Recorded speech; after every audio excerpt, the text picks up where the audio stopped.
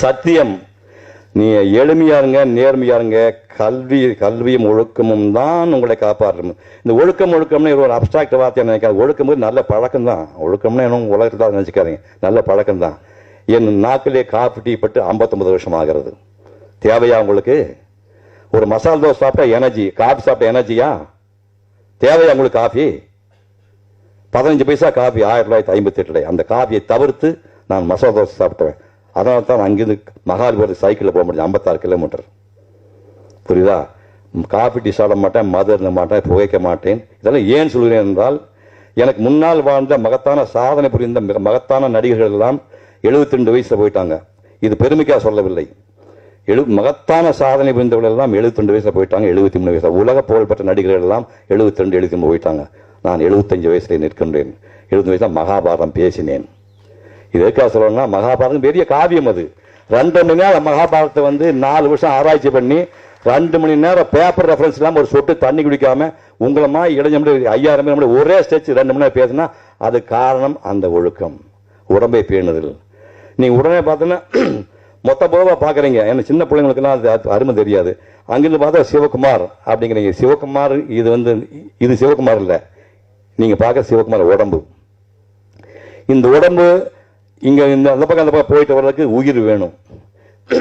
உயிர் போக இன்னைக்கு காலையில மேடையில் பேச போறோம்னா அதுக்கு சின்ன ப்ரிப்பரேஷன் வேணும் என்று சொல்வது அறிவு. அப்ப உயிர், அறிவு, உடம்பு 3 சேர்ந்ததுதான் சிவகுமார். புரியுதா உங்களுக்கு? இந்த உயிருக்கு வயதாவதில்லை. உயிர் எப்பவுமே வாழணும்னு ஆசைப்படும். எந்த மனுஷன் சாகணும்னு ஆசைப்படுறான். கல்யாணம் சொல்றாங்க, தாத்தான்னு சொன்னா கோவம். இந்த மாதிரி பிரச்சனை தான் டை அடிச்சுட்ட. புரிஞ்சுட்டீங்களா? புரிஞ்சுங்க ரகசியம் என்னன்னு. எந்த பயிலும் நம்ம தாத்தான்னு கூப்பிட்ட ஏன் போன பேத்திகளை கூப்பிடல, அதுக்கு ரைட்ஸ் இருக்குது. பாக்கியில தாத்தா தான் அனுமதிக்க மாட்டான். நீமே கல்யாணத்தை நடந்து டை அடிச்சுக்கிட்டாப்பா, தாத்தா கூப்பிட்டு ஐயான்னு கூப்பிடுவாங்க. ஸோ அடிப்படை உயிருக்கு வயதாகவில்லை, அறிவுக்கு வயதாகவில்லை. அது கூட்டிகிட்டு தான் போகுது. உடம்புக்கு வயதாகிறது. அவர் மூட்டு வலியும்னாரு, அதெல்லாம் எனக்கு வராது. ஏன்னா நான் காலையில் 4:30 மணிக்கு எழுந்து 1 மணி நேரம் வாக்கிங் போயிட்டு வந்திருக்கேன். நான் யோகா 56 வருஷமா பண்ணிட்டு இருக்கேன். 38 ஆசனம் பண்ணேன். இப்போ குறைச்சிட்டு 8-10 ஆசனம் பண்ணிட்டு இருக்கேன். இந்த உடம்பு தான் உங்களோட அடையாளம். உட்கார்ந்து யாரையும் சொல்றேன், இந்த முகம், இந்த கண்காது, இந்த மூக்கு, இந்த உடம்பு தான் உங்க அடையாளம். இதை வைத்துத்தான் எதை வேண்டுமானாலும் செய்யணும். இந்த உடம்பு தான். இதை அல்லாமல் நீ எதுவுமே செய்ய முடியாது. இந்த உடம்பை நீ பாதுகாக்கவில்லை என்றால் நீ ஆசைப்படுவே. கண்ணதாசன் சொன்னார், 80 வருஷம் வாழ ஆசைப்பட்டேன், இறைவன் ஆயுளை குறைத்து விட்டான்னு. இறைவன் ஆயுளை குடிக்கல. நீங்க குடித்த மதுவும் நீங்க குடித்த விளையாட்டு புகையும் தான் உங்க ஆயுளை குறைத்து விட்டது. அதாவது நல்ல ஞாபகம் வச்சுங்க, புகையும் மது தவிருங்கள். உங்களுக்கு ஒரு விஷயம் சொல்றேன், உயிரோடு ஆரோக்கியம் இருப்பதற்கு ஒரே ஒரு விஷயம், காலையில தான் ஆக்சிஜன் இருக்குது. அதிகாலையில தான் சுத்தமான ஆக்சிஜன் இருக்கு. 4:30 மணி 5 மணி வாக்கில் கிராமப்புறத்து குழந்தைங்க இருக்கிறீங்க, சிட்டியில் யாரா இருந்தாலும் சுத்தமான காத்து காலையில் இருக்குது. எவன் ஒருவன் காலையிலே அதிகாலை சூரியனை பார்க்க வேண்டும் என்று ஆசைப்படுகின்றானோ, என் பேரம் பேதி உள்பட சொல்ல, காலை அதிகாலை சூரியனை பார்ப்பவனுக்கு 10 ஆண்டு போனஸ். 10 ஆண்டு போனஸ். எவன் ஒருவன் இன்றிலிருந்து காலை சூரியனை அப்புறம் போய் படுத்துங்க, அதிகாலை சூரியன் பார்க்கணும், 10 ஆண்டு உங்களுக்கு போனஸ்.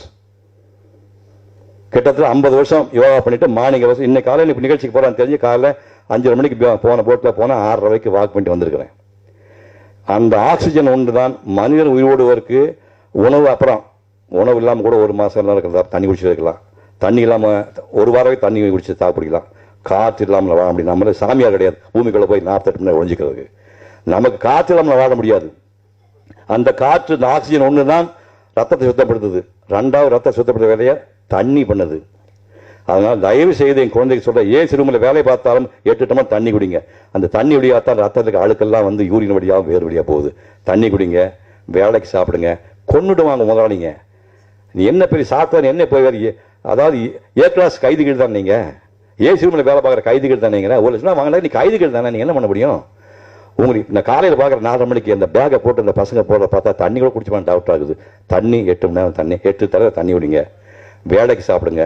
அம்மா மேலே கோவம், அப்பா மேலே யாரும் கோவம் அந்த வீட்டை விட்டு வெளியே போகும்போது வெறும் வயிற்றோடு போகாதீர்கள். முந்தின நாள் பழைய சாதம் ஒரு கை எடுத்து போடுங்க. இன்னைக்கு காலம் நான் சாப்பிட்டு வந்தேன். ஒரு கை பழைய சாதம், 1 டம்ளர் மோர் போட்டு அடிச்சு கொஞ்சம் உப்பு போட்டு, எவ்வளவு கோவம் தான் சரி, ஒரு சின்ன வெங்காயம் 2. இதை விட எளிமை எப்படியே உடம்பு கிடைக்கும்? இதை விட எளிமை எப்படி சாப்பிட முடியும்? ஒரு கை சோறு, பழைய சோறு, 1 டம்ளர் பழைய மோர், உப்பு புளிச்சு போனால் பரவாயில்ல, ஒரு 2 சின்ன வெங்காயம் போட்டு சாப்பிட்டீங்கன்னா உனக்கு அல்சர் வராது, பிரச்சனை வராது. இதை நான் இன்னும் சாப்பிட்டு கொண்டிருக்கின்றேன். இந்த 50 வருஷ வாழ்க்கையில நான் வெறு வயிற்றோடு இந்த என் வீட்டை விட்டு போனே கிடையாது. அப்போ 4 மணிக்கு எழுந்து போனேன். என் சம்சாரம் நினைச்சு போய் பரிதாபத்துக்கு ஒரு பெண்மணி இல்லையா, 4 மணிக்கு டிஃபன் சாப்பிட்டு போவேன். அப்போ அந்த அம்மா எத்தனை மணிக்கு எழுந்திருக்கணும்? பேச முடியாது. கொத்தடிமைகளாகவே நம்ம பொம்பளைகள் வச்சிருக்கோம், கொத்தடிமையாகவே பெண்களை வச்சிருக்கோம் நம்ம. அப்படி போனால் நிற்க முடியுது. ஸோ காலையில் எழுந்தோடனே நீங்கள் 1 மணி நேரம் வாக்கிங் போங்க. ட்ரெட்மில்லாம் வந்து வழியெல்லாம் பண்ணுங்க, ஆக்சிஜன் கிடைக்காது. சும்மா ஒரு வெறியில் பண்ணுறதான். சுத்தமான காற்று வேணும். 8 லிட்டர் தண்ணி குடிங்க. வேலைக்கு சாப்பிடுங்கள். 8 மணி நேரம் தூங்குங்கள்.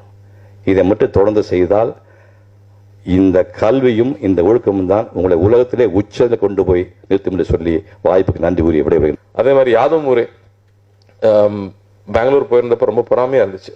ஹைவே தாண்டி போனோம்னா எங்கேயுமே பிளாஸ்டிக்கே இல்லைங்க ரோட்ல. நம்ம ஊர்ல வந்து ஊருக்குள்ளேயும் சரி ஊருக்கு வெளியிலயும் சரி ஆளே இல்லாத இடத்துலயும் சரி பிளாஸ்டிக் இருக்கு. Plastic paper plastic paper plastic பேப்பர்னு அது நெஞ்சு வலிக்கிற அளவுக்கு இருக்கு. அது எப்படி மற்ற ஊர்ல எல்லாம் இல்ல?